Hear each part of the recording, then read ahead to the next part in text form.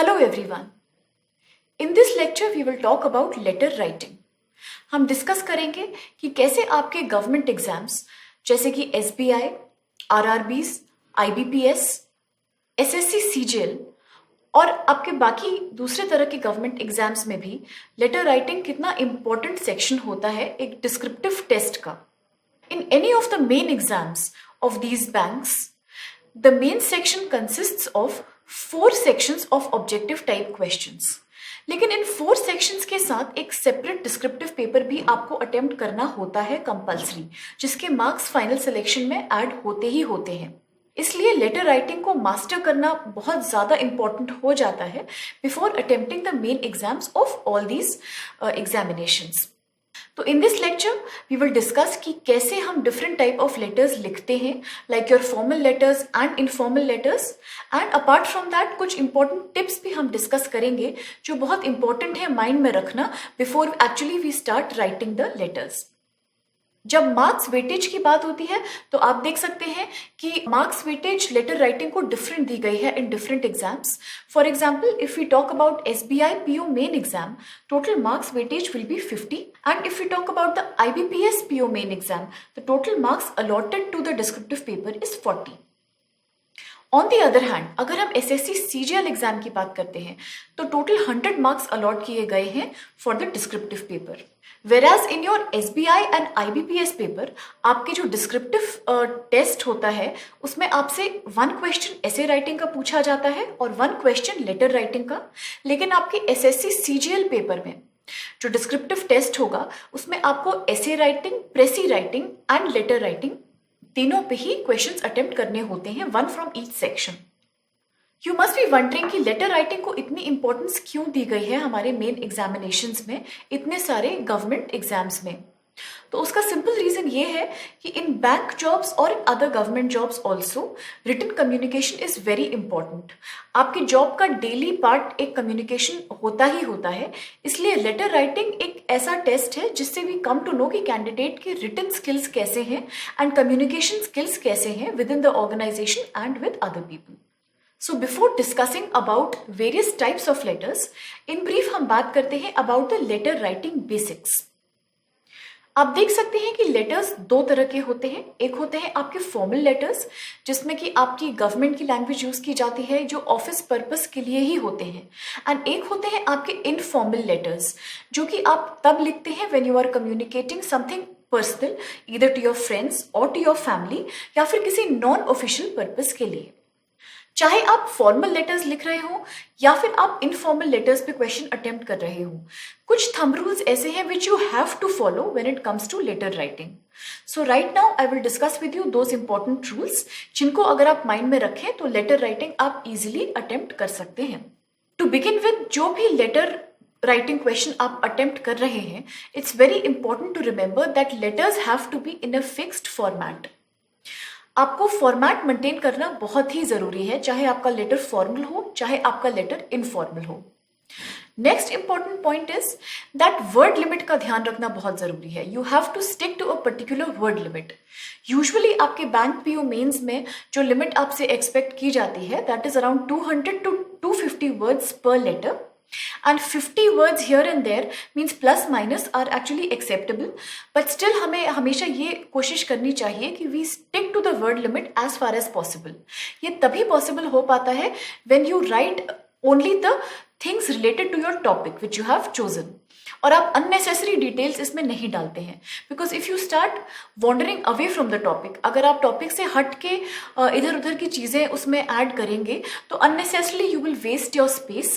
क्योंकि another important thing is कि जो टाइम लिमिट आपको दी जाती है डिस्क्रिप्टिव टेस्ट के लिए वो भी बहुत लिमिटेड होती है. अगर हम SBI और IBPS के मेन एग्जाम्स की बात करते हैं तो आपके पास सिर्फ हाफ एन आवर होता है, दैट इज 30 मिनट्स. और SSC CGL के पेपर में भी it's hardly 1 hour that you get for attempting 3 questions. तो आप इससे इमेजिन कर सकते हैं कि how important it is to be particular about the word limit in letter writing. Third very important thing is कि आप जब भी लेटर का क्वेश्चन अटेम्प्ट करें तो जो भी आपके लेटर राइटिंग के कंटेंट्स होंगे they should always be on the left side of your page. You should always try कि आपका जो भी कंटेंट है वो अलाइंड हो towards the left side of your page and not on the right side और not on the middle side. Next important thing is that all the letters have to begin with a salutation. By salutation we mean कि हम जो भी recipient होंगे हमारे letter के उनको address करना हमें बहुत जरूरी होता है. Without this the format will be considered to be totally incomplete. Next thing is कि आप अपने लेटर्स में प्रॉपर डेट जरूर मेंशन करें. डेट आपकी करेक्ट फॉर्मेट में ही होनी चाहिए, be it formal letter or informal letter, and it's very important that you don't miss the date because वो आपका फॉर्मेट अदरवाइज कंप्लीट नहीं माना जाएगा किसी भी एग्जाम में. अनदर इंपॉर्टेंट थिंग इसकी आपने जो भी टॉपिक लेटर के लिए चूज किया है आप हमेशा ट्राई करिए कि उस टॉपिक को माइंड में रखिए before writing the letter, because if you miss out on the details of the topic then you will start writing unnecessary things जिससे कि आपका बहुत टाइम वेस्ट हो सकता है during the exams. Next and the last thing to remember is the closing of letter. Letters को close करना appropriately बहुत जरूरी है सारे ही एग्जाम्स में. By closing we mean properly greet करके लेटर को फिनिश करना. इट ऑल्सो डिपेंड्स कि आप फॉर्मल लेटर लिख रहे हैं या आप इनफॉर्मल लेटर लिख रहे हैं, बिकॉज दोनों ही केसेस में आपका सैल्यूटेशन भी डिफरेंट होता है और क्लोजिंग ऑफ द लेटर भी डिफरेंट होती है.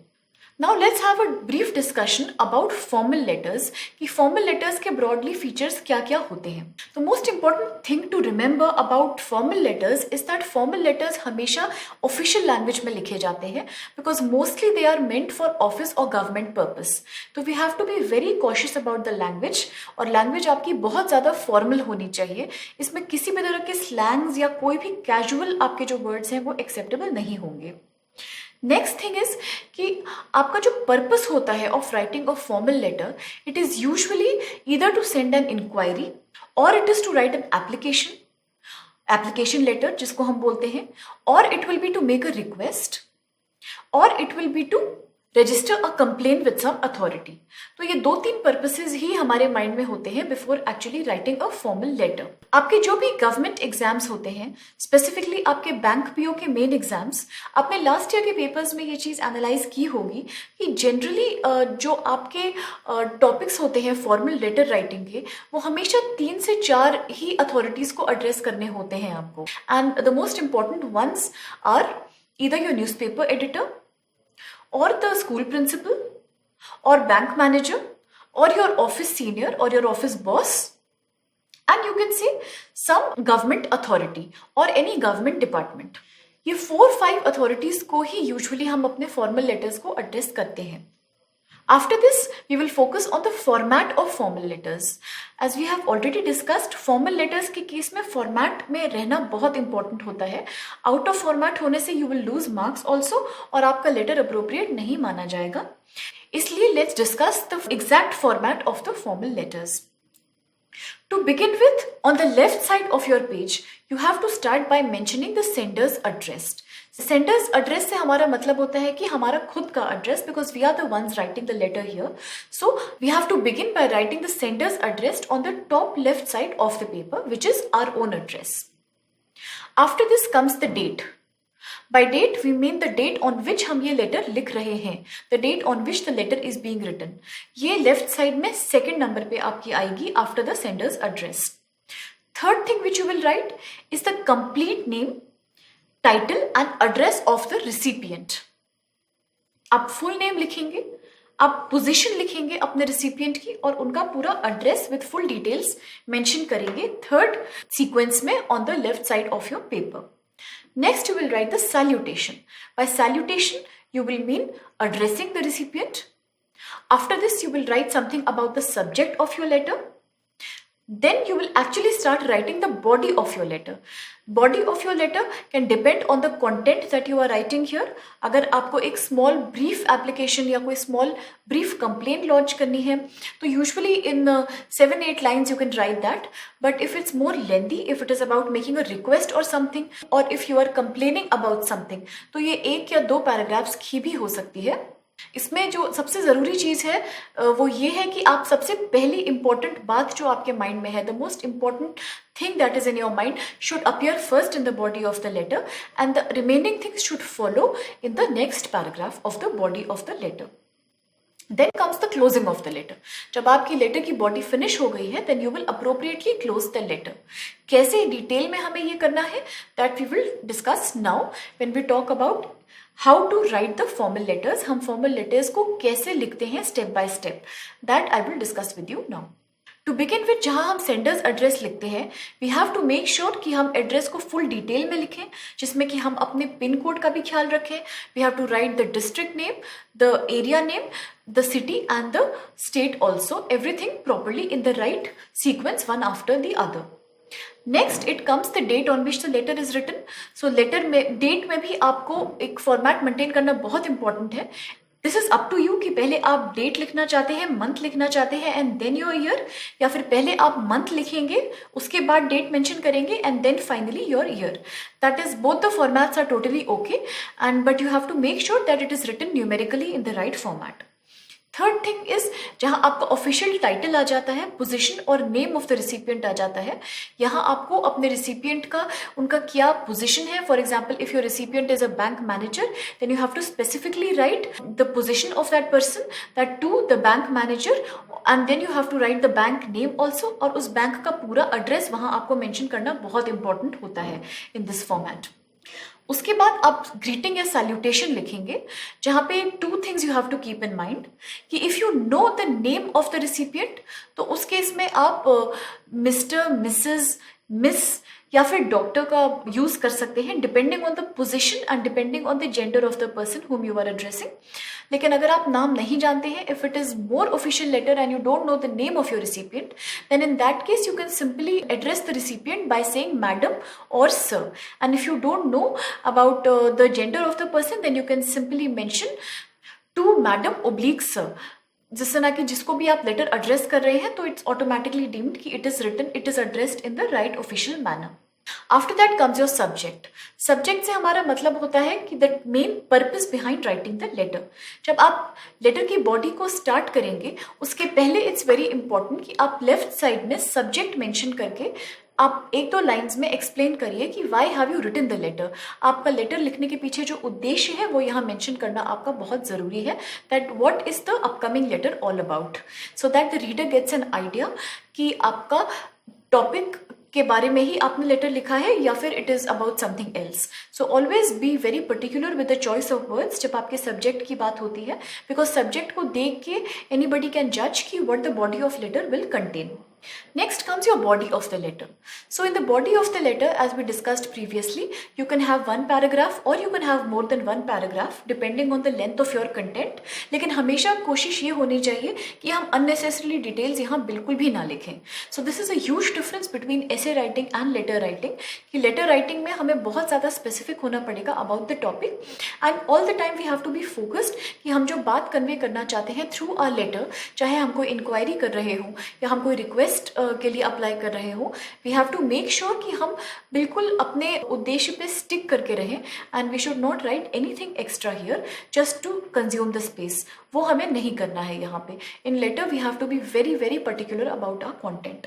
इन the body of the letter सबसे पहले आप इंट्रोडक्शन दे सकते हैं in 1 or 2 lines that what is your letter all about. उसके बाद आप लिखेंगे आपका main concern. For example if your concern is about the problem of stray dogs in your area and you are writing this letter to the municipal commissioner, then you can actually write ki in the introduction that this letter is about the exceeding problem of stray dogs in our residential area, and then you can write that what exactly do you expect the recipient to help you with. So then आप उसमें लिख सकते हैं कि आपको क्या क्या problems हो रही हैं इस stray animal की population की वजह से और कैसे आप expect करते हैं कि government authorities आपकी help करें इस problem को solve करने में. That should be your body, middle body of the letter, and then in the last 1 or 2 lines you can conclude by saying that I hope you will look into this matter and you will help us as early as possible given the severity of the problem.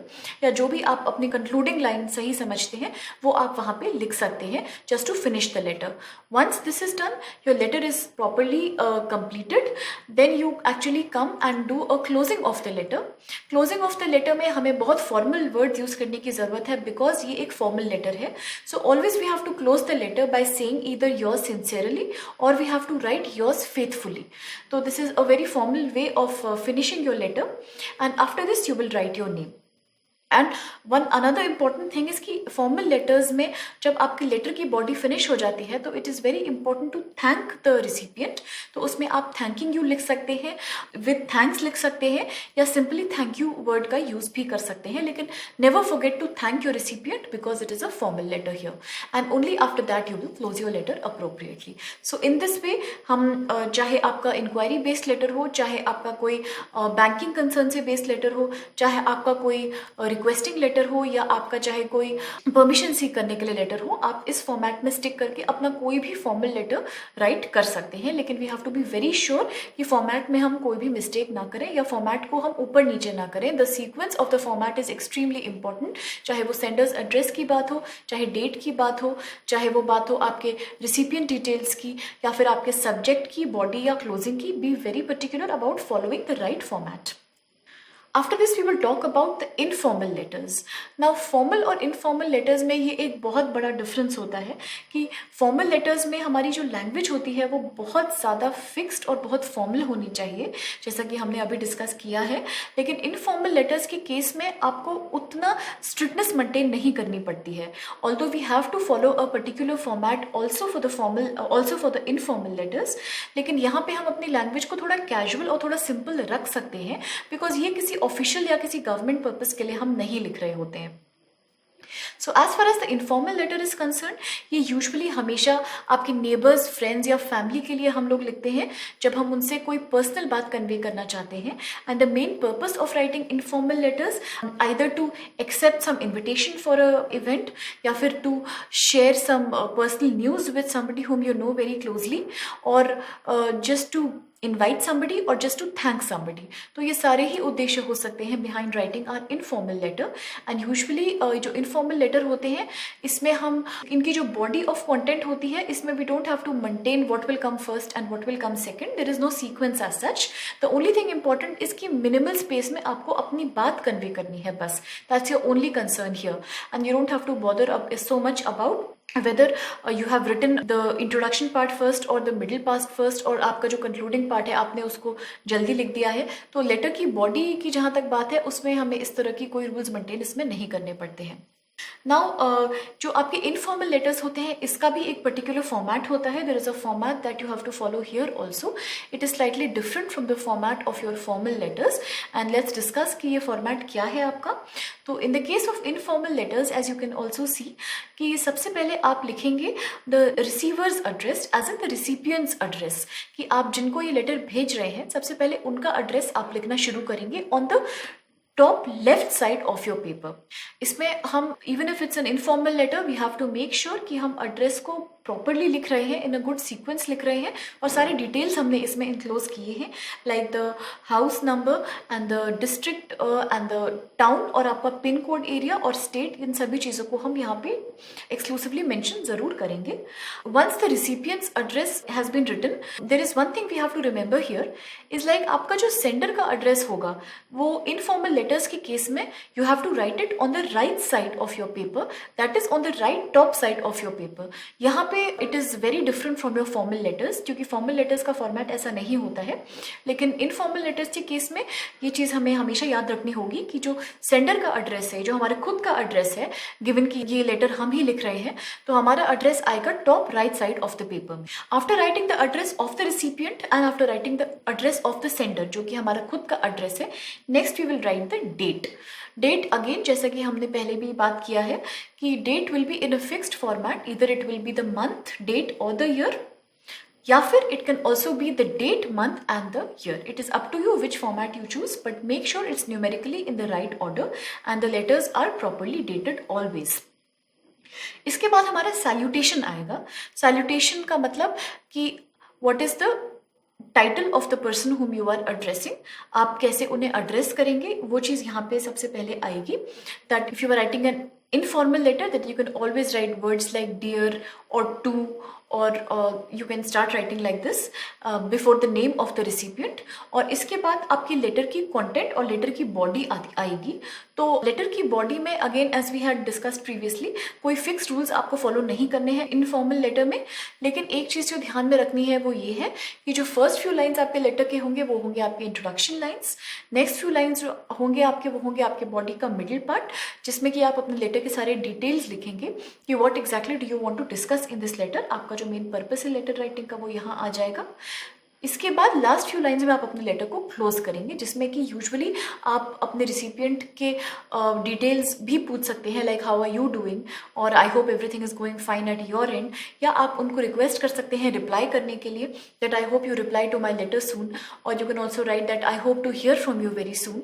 इस तरह से आप letter की closing करके then simply you will in the end do a proper closing of the letter, जहाँ पे कि आपको थैंक्स और थैंक यू वर्ड्स मेंशन करने की ज़रूरत नहीं होती क्योंकि इट्स एन इनफॉर्मल लेटर। लेकिन यहाँ आप अपने मन से और डिफरेंट वर्ड्स का इस्तेमाल कर सकते हैं लेटर को फिनिश करने के लिए, जैसे कि वार्म रिगार्ड्स या रिगार्ड्स या मिस यू या विद लव या फिर सिंपली मिसिंग यू और योर ओन नेम। सो यहाँ पे आपको कोई फॉर्मल वर्ड्स यूज नहीं करने हैं, लेकिन you can use what ever words you think is appropriate and this also depends on the relationship that you have with the recipient. So accordingly you can end this letter. So formal and informal letters both have different formats and both have different degrees of strictness जिनसे इनको लिखा जाता है, लेकिन at the same time precision और the grammatical correctness होना और right punctuation होना दोनों के केस में ही बहुत ज़्यादा important है, because every time you go wrong with the punctuation, that is your full stop and your exclamations and your commas, तो वहाँ पे आपको मार्क्स लूज करने का एक चांस हो जाता है। ऑल्सो आपके जो फॉर्मल लेटर्स होते हैं वहाँ पे ज़्यादातर आप फुल स्टॉप और कॉमास का ही यूज़ करेंगे and you will avoid using exclamation marks because it is highly official in nature. लेकिन जो आपके इन फॉर्मल लेटर्स हैं यहाँ पे आप क्वेश्चन मार्क्स का या फिर एक्सक्लेमेशन मार्क्स का ज़्यादा यूज़ भी कर सकते हैं because these are informal letters, तो ये एक पर्सनल डिस्कशन का एक मीडियम बन जाते हैं। So because of this you can use your exclamations, you can use questions and you can also use your brackets and things like these. आपको जो भी पसंद हो आप उस हिसाब से इसका यूज़ कर सकते हैं। Thank you.